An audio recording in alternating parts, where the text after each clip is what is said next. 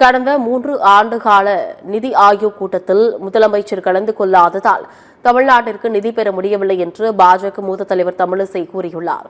சென்னையில் டி நகரில் செய்தியாளர்களிடம் பேசிய அவர், கீழடியை பொறுத்தவரை அகழ்வாராய்ச்சி தொடங்கியதே பாஜகவால் தான் என்றும் அதன் அறிக்கையில் சில சந்தேகங்களை கேட்டிருக்கிறார்கள் எனவும் தெரிவித்துள்ளார்.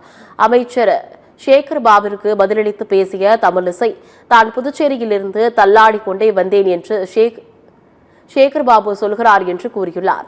ஒரு வருஷமாகியும் தள்ளாடி வருகிறேன் என்றால் டாஸ்மாக் நிறுவனம் மூலமாக வருமானம் பார்த்துக் கொண்டிருப்பவர்கள் தள்ளாடி இருக்கிறார்களா என்று கேள்வி எழுப்பியுள்ளார்.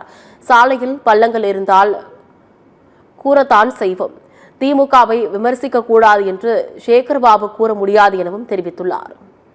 திராவிட முன்னேற்ற கழகத்தை நான் விமர்சிக்கவே கூடாது என்று அவர் சொல்ல முடியாது.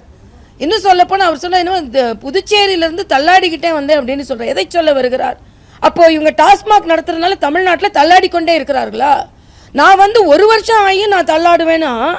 இப்போ தினம் தினம் டாஸ்மாகை வைத்து வருமானம் பார்த்து கொண்டிருப்பவர்கள், வருமானத்திற்கு மேலே வருமானம் பார்த்து கொண்டிருப்பவர்கள் தள்ளாடி கொண்டிருக்கிறார்களா என்று நான் கேட்கிறேன். ரோட்டில் ஓட்ட விழலன்னு சொல்லட்டும்.